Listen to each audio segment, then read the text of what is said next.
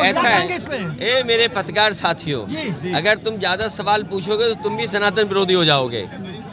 चंपत राय अरे रुक जाओ, एक मिनट, अरे मेरे पत्रकार साथियों, आप अपनी पत्रकारिता का धर्म निभाना और सनातन और जो हमारी भारतीय परंपराएं हैं, समाजवादी पार्टी, समाजवादी लोग पूरी 100% हिंदू या सनातनी परंपराओं को मानते हैं।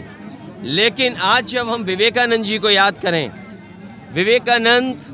स्वामी विवेकानंद जी ने पूरी दुनिया में संदेश दिया और उनका जो शिकागो का भाषण था, उन्होंने क्या कहा कि हमारा जो समाज है वो टॉलरेंट है, हम दुनिया को टॉलरेंस सिखाते हैं, हमने हर एक को एक्सेप्ट किया है, जो भी हमारे भारत में आया हमने उसे एक्सेप्ट किया।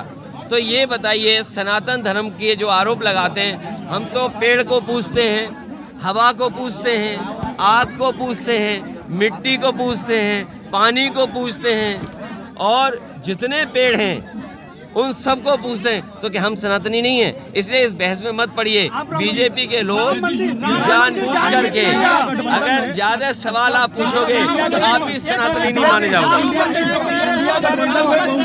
दानदाताओं को चंपत राय कह रहे हैं कि अयोध्या में दान देने वालों के गर्दन काट लिए जाते हैं, अगर कोई आता है अयोध्या में तो उसका गर्दन तक काट लिया जाता है। क्यों, ये कब बात है? कन्नौज से कुछ लोग इत्र और चांदी का फूल लेके पहुंचे थे। देखिए, ये जो भाषा का इस्तेमाल, तो इसका मतलब वो खुद सनातनी नहीं है।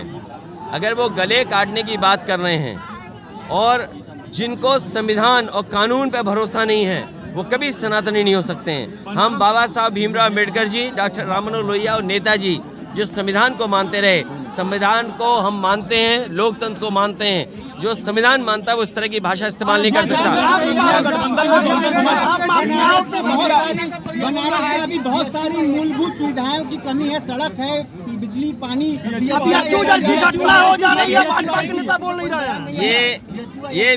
ये बताइए मुझे, जो आपने सनातन का सवाल इतना महत्वपूर्ण पूछा, BHU में जो घटना हुई, जो अपराधी पकड़े गए या जिन पे आरोप है, उनकी हर एक की तस्वीर भारतीय जनता पार्टी के नेताओं के साथ है। मैं भारतीय जनता पार्टी या आप साथी लोग जो सवाल पूछ रहे हैं, क्या जो उन पे आरोप लगा भारतीय जनता पार्टी के सनातनी नेताओं के साथ तस्वीर थी कि नहीं थी?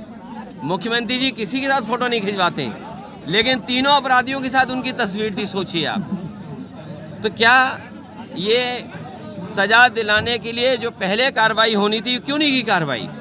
आज सबसे ज्यादा अपराधी बीजेपी में है। इंडिया गठबंधन की बात, इंडिया गठबंधन की बात और तो बहुजन समाज पार्टी भी सम्मिलित होगी क्या इंडिया गठबंधन? ये जो सुविधाओं को लेकर के आपने कहा, आज सर्वे आया है कि कूड़े में, सफाई में शहर कहाँ पहुँच गए। लखनऊ तो बहुत नीचे गिर गया। मुझे नहीं लगता, आंकड़ों में तो बनारस हो सकता ऊपर नीचे दिखाई दे रहा हो, लेकिन सच्चाई में ज़मीन पर अगर देखोगे, सबसे ज़्यादा गंदगी आपको दिखाई देगी, सबसे ज़्यादा जानवर आपको दिखाई देंगे। जिस माँ गंगा को साफ करने के लिए पूजा की गई, संकल्प लिया गया, आह्वान किया गया, माँ गंगा वैसी की वैसी हैं। जो बुनियादी सुविधाएं, ट्रैफिक का इंतज़ाम, लोगों का आना जाना आसान होना, समय पे चीज़ें मिल जाना, चाहे वो बिजली हो, चाहे वो हमारा पानी का इंतज़ाम हो। बताओ आप 10 साल में और लखनऊ की सरकार के जो 7 साल पूरे होने जा रहे हैं, क्या सुविधाएं बनारस को मिली हैं? और बनारस तो स्मार्ट सिटी में माना जाता है। स्मार्ट सिटी में जनता आकलन करे कि पिछले 10 साल में स्मार्ट सिटी कितना आगे बढ़ा है।